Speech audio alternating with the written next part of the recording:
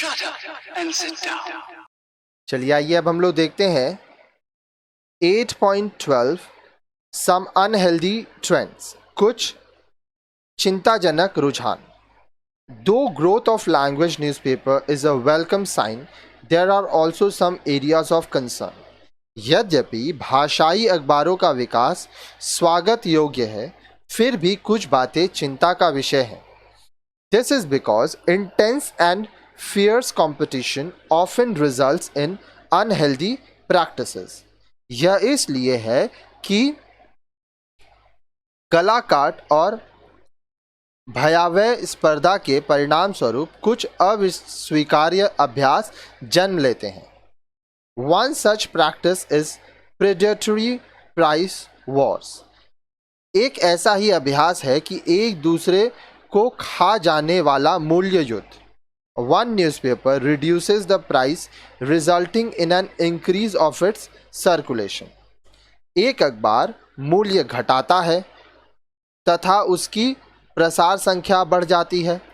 But this will soon be retaliated by further price cut by rival papers. अब देखिए, लेकिन इसके बाद अन्य प्रतिद्वंदी अखबार भी मूल्य घटा देते हैं. One good outcome about this price war is that readers benefit by reduced price, but small and medium newspapers suffer because they cannot afford to have price cuts to increase circulation. घटे हुए मूल्य से पढ़ने वाले लोगों का लाभ हो जाता है, लेकिन इसका खामियाजा लघु तथा मध्यम अखबार भुगतता है, क्योंकि ये प्रसार संख्या बढ़ाने के लिए मूल्य घटाना बर्दाश्त नहीं कर सकता. उनका काफ़ी नुकसान हो जाता है. Excessive dependence on advertisement revenue is also not good for newspaper.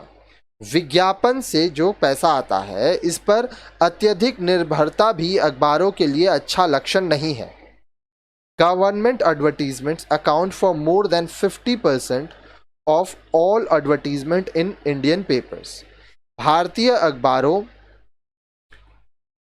से 50% से अधिक सरकारी विज्ञापन होते हैं.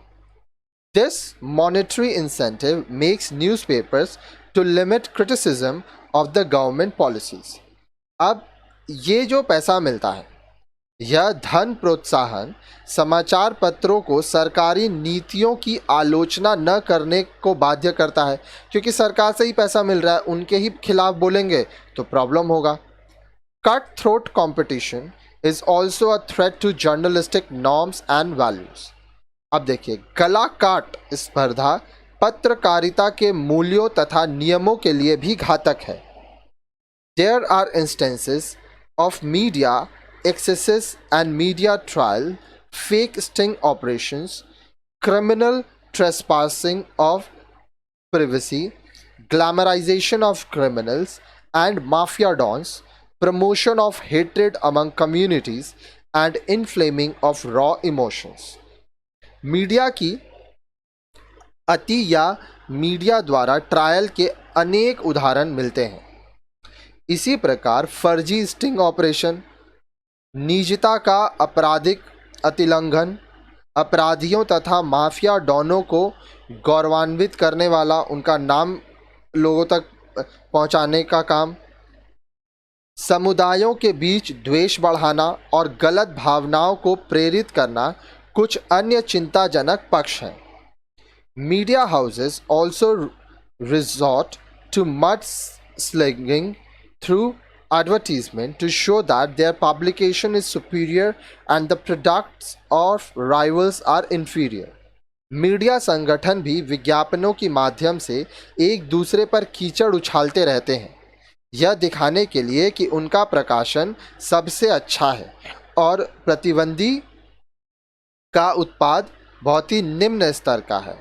Media houses sometimes try to woo some more subscribers by offering gifts and concession coupons. Media संगठन कभी कभी उपहार तथा छूट कूपनों का लालच देकर ग्राहकों को आकर्षित करते हैं.